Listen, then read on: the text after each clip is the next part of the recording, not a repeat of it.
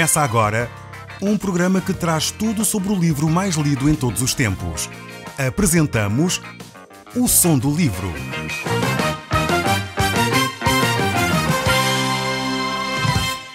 Seja muito bem-vindo. Neste podcast vai encontrar o livro mais conhecido e lido em todo o mundo. Vamos levá-lo numa viagem pela história da humanidade. Este é um audiolivro para si, para a sua família e sociedade em geral. Contextualização e comentários de Paulo Chaveiro. Caro amigo, nós estamos agora no capítulo 21 do livro dos Atos. Nós no último capítulo, no último programa, nós olhamos para a ação que Deus tinha feito através do apóstolo Paulo. Nós vimos como Deus conduziu o apóstolo Paulo nesta sua terceira viagem missionária. No capítulo 21 temos então o regresso desta viagem. E nesta viagem o regresso dá-se até Jerusalém. Vários irmãos, orientados por Deus, começavam a tentar aconselhar Paulo do que é que ele deveria ou não deveria fazer. Facto é que o Espírito Santo nunca proibiu o apóstolo Paulo de ir a Jerusalém. Simplesmente declarava aquilo que ia acontecer. E a decisão cabia ao apóstolo Paulo. Era a ele que lhe cabia decidir se deveria obedecer a Deus e ir até Jerusalém e padecer, ou se não, em vez disso, fugir para outro sítio. O apóstolo Paulo permaneceu-se bastante humilde, permaneceu sempre submisso à vontade de Deus, e mesmo que fosse para sofrimento, ele estava disposto a cumprir a vontade de Deus na sua vida. É certo que se Paulo não fosse a Jerusalém, não sabemos muito bem o que teria acontecido. Talvez numa outra cidade qualquer, num outro sítio qualquer, teria acontecido situações idênticas. Não sabemos ao certo. Seria provavelmente especulação da minha parte estar a inventar aquilo que as Escrituras não dizem. Por isso mesmo, o melhor é ficarmos naquilo que a Bíblia diz e olharmos atentamente para os ensinos que Deus tem para nós nestes textos. Então abra a sua Bíblia no capítulo 21. Vamos ver o livro dos Atos e vamos ver a partir do verso 1. Diz assim a palavra de Deus. Depois de nos termos separado dos pastores de Éfeso, fizemos a vela diretamente para Cos. No dia seguinte chegámos a Rodes, prosseguindo para Pátaras. Ali tomámos um navio que ia partir para a província da Síria da Fenícia. Avistámos a ilha do Chipre e deixámos a nossa esquerda. E desembarcámos no porto de Tiro, na Síria, onde o barco foi descarregado. Entramos então em contacto com os crentes da terra, ficando com eles durante uma semana. Depois, estes discípulos profetizaram pelo Espírito Santo que Paulo não deveria ir para Jerusalém. Aparentemente, este último versículo mostra que a posição do Espírito Santo era contrária à ida do apóstolo Paulo a Jerusalém. Mas eu quero dizer que não. Aqui diz o texto bíblico, e é necessário lermos de novo, diz o texto bíblico que estes discípulos profetizaram pelo Espírito Santo que Paulo não deveria ir para Jerusalém. Não quer dizer que Deus estava a dizer, Paulo, não vás para Jerusalém. Não sei se nota a diferença. Quando Paulo tentou ir para a Macedónia, não sei se se lembram, para viajar para um outro sítio, aliás, apareceu um servo macedónio a dizer, passa por aqui. Paulo queria se desviar, digamos, do seu percurso, e então Deus aparece numa visão e diz claramente qual o caminho que ele deveria tomar. Quando Paulo se converteu, o Espírito Santo já tinha avisado o próprio apóstolo, antes até dele se tornar apóstolo, que ele iria sofrer muitas coisas por causa do Evangelho. De alguma forma, agora estes profetas estavam a declarar aquilo que o apóstolo Paulo já sabia. O Espírito Santo estava a revelar aquilo que iria acontecer em Jerusalém. Isto, no entanto, não era uma proibição para o apóstolo Paulo ir a Jerusalém. Ou seja, se o apóstolo Paulo estivesse claramente a desobedecer às orientações de Deus, então isto era orgulho e desobediência e certamente Deus o iria punir. Mas não é o caso aqui. O apóstolo Paulo está obediente à palavra de Deus, o Espírito Santo está a revelar o que vai acontecer e então os profetas, na sua boa vontade, querem orientar as coisas dizendo, olha, não faças assim ou não faças assado, dando-lhe conselhos daquilo que ele deveria ou não deveria fazer. Diante das declarações que eles tinham, eles achavam que Paulo não deveria ir a Jerusalém, mas eles não compreendiam a missão que este apóstolo tinha. Não compreendiam a missão que Deus lhe havia concedido. E por isso mesmo aconselhavam-no numa determinada direção, quando na realidade ele deveria cumprir de outra forma. Muitas vezes Deus age assim na nossa vida, dando-nos a liberdade de escolha. Ou caminhamos por este caminho e há consequências numa determinada direção, ou então se fazemos outro percurso, iremos ter outro tipo de consequências, outro tipo de benefícios. E muitas vezes Deus não diz o caminho é só este. Muitas vezes Deus dá 2 opções ou 3 opções e essas 2 ou 3 opções continuam a ser ambas a vontade de Deus. Ou seja, se eu fizer de uma maneira é a vontade de Deus, se eu fizer de outra é a vontade de Deus. Não anula, uma não se anula à outra. E isto deve-nos fazer perceber o amor que Deus nos tem de tal forma que Ele nos dá essa liberdade de escolha em muitas situações. Mas o texto bíblico continua a dizer no verso 5: no fim da semana, quando voltámos para bordo, todos os crentes, incluindo mulheres e crianças, nos acompanharam até à praia, onde orámos, ajoelhados, e nos despedimos. Depois embarcámos e eles voltaram para casa. Esta passagem aqui mostra a profunda relação que Paulo tinha com estas pessoas. Mostra de facto este verdadeiro amor cristão que deve de existir entre aqueles que abraçam a fé em Cristo Jesus. Aqui a igreja acompanha o apóstolo Paulo até ele sair da cidade, até embarcar nesse barco de caminho para Jerusalém. Os crentes aqui entregaram ao apóstolo Paulo todo o amor, toda a dedicação que eles tinham. E é de facto esta forma que nós devemos viver, unidos no amor de Cristo Jesus, preocupados uns com os outros, orando uns pelos outros, de forma a que a igreja de Cristo possa transparecer esse amor que só Cristo pode dar. É por isso que a palavra de Deus nos diz que a forma pelo qual seremos conhecidos não é por uma boa metodologia, não é por causa de termos uma igreja com cânticos bonitos, não é porque temos um edifício muito bonito, uma grande catedral, mas é por causa do amor. Pelo amor seremos conhecidos como seus discípulos. Esta é a marca que deve estar cunhada no nosso ser, na nossa alma, marcando assim todas as nossas ações. E era isto que estava a acontecer aqui com o apóstolo Paulo e com estes crentes, que de alguma forma se despediram dele com oração. Eles de alguma forma estavam a orar, buscando a vontade de Deus. Muitas vezes quando nós oramos e buscamos a vontade de Deus, nem sempre o fazemos com inteireza de coração. E por vezes quando oramos não recebemos aquilo que estamos a pedir. O apóstolo Tiago escreveu dizendo: pedi e não recebeis porque pedis mal, para gastardes em vossos próprios deleites. Ou seja, é importantíssimo nós orarmos com inteireza de coração. Não é, creio eu, muito importante a posição, se é de joelhos, se é de pé, se é prostrado, deitado. Não é o fenómeno, a posição que define o nosso coração. É verdade que a postura física pode revelar como está o nosso coração. E por isso, nesse sentido, é importante a posição em que oramos. Mas ao mesmo tempo, o mais importante é como vai o nosso coração. Se estamos a pedir ou não, com inteireza de coração, para a glória do nome de Deus, segundo a vontade de Deus. O texto bíblico continua no capítulo 21, verso 7, a dizer: a paragem seguinte, depois de saírem de Tiro, foi Ptolomaida, onde saudámos os crentes, demorando-nos, porém, um só dia. Seguimos então para Cesareia e ficámos na casa de Filipe, o evangelista, um dos primeiros 7 diáconos. Tinha ele 4 filhas solteiras que possuíam o dom de profecia.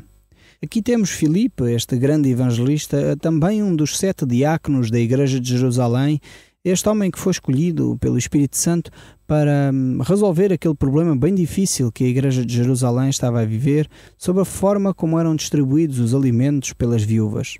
E Deus chamou este homem cheio do Espírito para ele ser esse grande servo de Deus. De tal forma que as suas próprias filhas continuavam a servir a Deus. E eu creio que os maiores servos de Deus são de facto aqueles que conseguem que a sua casa, através do seu testemunho, através da sua vivência, conseguem que a sua casa continue a seguir os caminhos de Deus. E as filhas de Filipe seguiam a Deus de tal forma que Deus as tinha abençoado com o dom de profecia. Aqui mostra claramente que Deus deixa a abertura para que quer homens, quer mulheres o sirvam de igual forma. Temos que lembrar que nesta altura da vida religiosa isso era reservado exclusivamente aos homens. Mas aqui as filhas de Filipe estavam ao serviço de Deus de uma forma marcante. Elas eram portadoras desse dom de Deus para anunciar àqueles que cruzavam com eles a palavra de Deus. Vemos ainda o verso 10. Durante então a nossa estada de vários dias, fomos visitados por um homem chamado Ágabo, vindo da Judeia, que também tinha o dom da profecia. Pegando no cinto de Paulo, amarrou os seus próprios pés e mãos com ele e disse: Assim diz o Espírito Santo, o homem a quem este cinto pertence será semelhantemente amarrado pelos judeus em Jerusalém e entregue aos romanos. Podemos dizer que aqui o Espírito Santo está a revelar mais uma vez o que vai acontecer ao apóstolo Paulo. O Espírito Santo não está a proibir o apóstolo Paulo de ir a Jerusalém. O Espírito Santo está simplesmente a mostrar o que lhe vai acontecer. Já vimos anteriormente que há várias circunstâncias em que o Espírito Santo revela o que acontece, mas isso não é sinónimo de um impedimento ou de uma proibição da parte de Deus. Já dissemos também que quando Paulo tentou ir para a Ásia, o Espírito Santo o conduziu para ele ir à Macedónia. E aí sim, o Espírito Santo proibiu que Paulo fosse para a Ásia. Aqui a situação é completamente diferente. Ele sabia que tinha de ir a Jerusalém, mas que ao mesmo tempo o facto de ele ir a Jerusalém não era desobediência a Deus, era simplesmente a condução de Deus e o que iria acontecer. Deus estava a preparar o coração do apóstolo Paulo para ele enfrentar aquilo que ele tinha para enfrentar. Ele sabia e já tinha experimentado várias perseguições, vários maus tratos. Os inimigos do Evangelho estavam muito ferozmente contra aquilo que Deus estava a fazer através do apóstolo Paulo. E mesmo assim, Deus continuava a proteger a vida deste servo. Mesmo quando as coisas parecem não ser favoráveis, Deus continua no controle das circunstâncias. Deus continua a cuidar daqueles que são seus. Por isso, Paulo sabia muito bem que ao ir a Jerusalém, mesmo acontecendo o que estava previsto acontecer, ele sabia que deveria de ir para glorificar o nome de Deus. É verdade que nós não conhecemos os métodos de Deus, não sabemos como Deus muitas vezes vai agir, mas devemos estar submissos à sua orientação. É por isso que, alguns anos mais tarde, o próprio apóstolo Paulo pôde escrever: Acabei a carreira, guardei a fé, e desde já a coroa da justiça me está guardada. Paulo ficou consciente de que a sua parte estava completa. Aquilo que Deus tinha reservado para ele como cristão, como seu servo, tinha sido concluído, pois ele passou todos os processos que Deus lhe tinha colocado para ele passar. Então ele não se afastou simplesmente porque este homem de Deus trouxe uma mensagem que podia não soar agradável. Ou seja, era uma mensagem bastante triste. Ele iria ser preso, iria ser maltratado. Mas o apóstolo Paulo estava disposto a fazer a vontade de Deus. O livro dos Atos, no capítulo 21, ele diz ainda no verso 12: Ao ouvir isto, todos nós, os crentes locais e os companheiros de Paulo, pedimos ao apóstolo que não continuasse viagem para Jerusalém. Vejam bem como é o coração do homem. Ouvimos aquilo que Deus vai fazer e nós começamos logo a tomar ilações. Não vás a Jerusalém, Paulo, isso não é bom. Sempre somos assim. Achamos que as coisas menos positivas que nos acontecem, então, não serão para nosso benefício. Achamos que uma situação mais dolorosa poderá ser um prejuízo para a nossa vida. Eu lembro-me ainda da primeira vez que fui com o meu filho para que ele tivesse que tomar uma vacina e eu aprendi uma lição importante sobre essa situação. Eu levei o meu filho, ele era bem pequeno, tinha meses de vida. E quando lá cheguei, perto da enfermeira, ele estava em pânico, ele não sabia o que é que ia acontecer. A senhora preparou a seringa para lhe dar uma injeção com a vacina e a senhora disse: olha, agarra o seu filho para que ele não se magoe mais. E diante daquela situação, eu tive de agarrar o meu filho para que então a enfermeira lhe desse uma vacina. Eu imaginei-me, pus na pele daquela criança, daquele meu filho e pensasse: o meu pai é muito mau para mim. Então esta mulher vem para mim com uma agulha que me vai fazer doer e o meu pai ainda por cima me agarra, me força a eu ficar quieto para que esta senhora me faça mal? Poderia ele eventualmente pensar assim. E muitas vezes quando há determinadas situações na nossa vida que são dolorosas, nós se calhar ao pensarmos em Deus pensamos desta forma. Então Deus está-me a conduzir para uma situação dolorosa? Se eu não tivesse feito aquilo ao meu filho, era possível que ele ficasse vulnerável a doenças e algumas delas doenças fatais. Eu estaria a ser um péssimo pai se dissesse: não, a senhora vai fazer mal ao meu filho magoando com uma agulha, dando-lhe essa injeção. Eu não quero porque eu não quero fazer mal ao meu filho. Qualquer pai de bom senso iria dizer que eu não estava bom da minha cabeça. Era óbvio que não estava, porque eu estava a colocar o meu filho num risco maior, num perigo maior. E Deus, quando age na nossa vida, conduzindo-nos muitas vezes a situações difíceis, é como um pai que está, digamos assim, a proteger o seu filho, é verdade, causando algum sofrimento numa determinada altura, mas esse sofrimento trará benefícios muito maiores em outros momentos. E quando nós percebemos o amor de Deus, quando nós percebemos como Deus nos ama, ao ponto de até, como eu, agarrei o meu filho para que ele não se magoasse mais, certamente, quando nós compreendemos o amor de Deus, nós não pomos em dúvida o amor de Deus em circunstâncias difíceis. E era exatamente isso que o apóstolo Paulo não fazia, mas, no entanto, os outros cristãos aqui estavam já a dizer: Paulo, não vás a Jerusalém. Uma atitude muito comum, talvez muito parecida com a nossa. Mas o verso 13 continua: mas ele respondeu: para que é todo este pranto? Magoa-me o coração, pois estou pronto não só a ser preso em Jerusalém, como também a morrer por amor do Senhor Jesus. O apóstolo Paulo, como é óbvio, era um ser humano como qualquer um de nós. E ao ver os seus amigos a chorarem, a ficarem preocupados com a sua integridade física, com a sua vida, ele tem necessidade de dizer isto: eu estou pronto para qualquer coisa. A minha vida não é preciosa aos meus olhos. O que importa é a palavra de Jesus Cristo, pois ele morreu e ressurgiu. Ou seja, a nossa vida não termina com a morte. E muitas vezes nós cristãos não percebemos que a nossa vida não termina aqui. A nossa vida dura para toda a eternidade. Por isso o apóstolo Paulo tinha a ideia correta acerca da vida. Por isso ele dizia: está pronto até para, se for necessário, ir à morte. E o verso 14 diz: quando não havia dúvidas de que era impossível desviar Paulo da sua decisão, desistimos e dissemos: faça-se a vontade do Senhor. Finalmente os cristãos ali começam a deixar Deus agir. Finalmente os cristãos ali começam a perceber que há coisas que são inevitáveis e que um filho de Deus deve estar pronto para assumir e fazer, mesmo quando sejam em situações difíceis.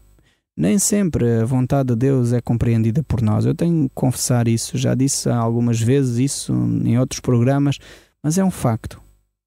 Nem sempre nós compreendemos os caminhos de Deus. A palavra de Deus nos diz que os caminhos de Deus estão demasiado elevados aos nossos. Assim como o céu dista da terra, assim os caminhos de Deus são distantes dos nossos. Nós não entendemos como é que Deus se iria glorificar na vida de Paulo, ele indo a Jerusalém. É verdade que hoje temos a história que nos relata exatamente o que aconteceu a seguir. Mas Paulo, naquele momento em que ele estava a viver, ele não iria entender isso. Ele não percebia, ele não tinha a visão do futuro além do que lhe iria acontecer em Jerusalém. Mas ele sabia que Deus queria usá-lo.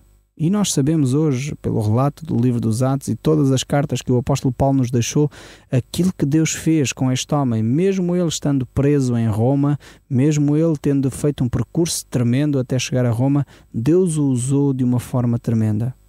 Nós vemos que Deus sempre usa as circunstâncias, mesmo aquelas que não parecem ser favoráveis, para torná-las em bem.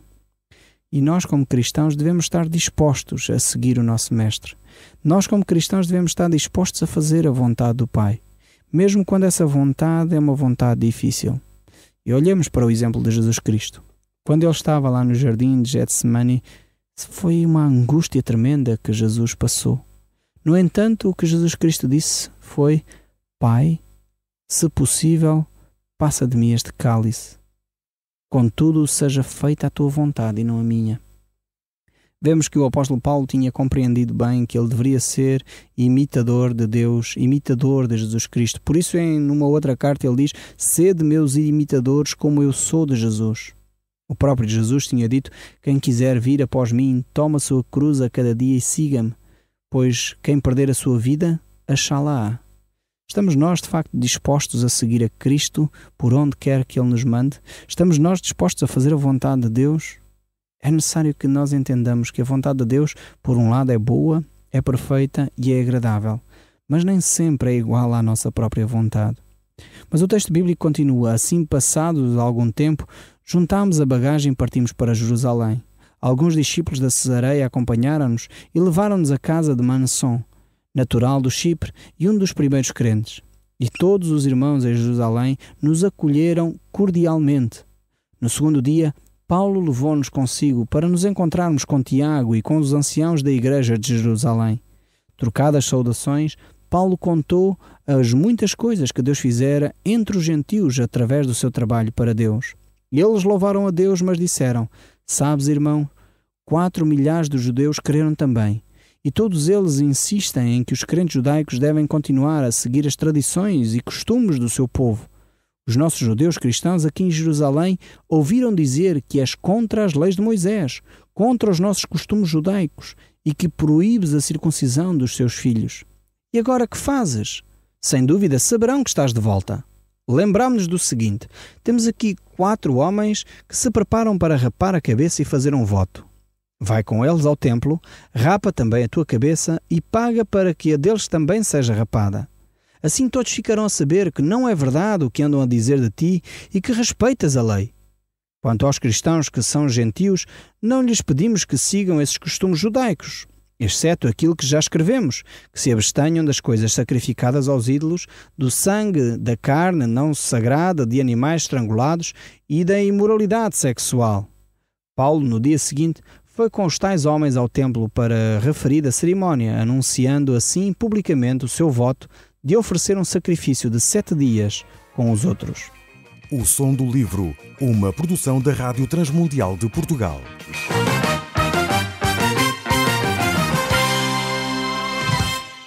RTM. Conhece todos os nossos programas em rtmportugal.org. Uma produção da Rádio Transmundial de Portugal.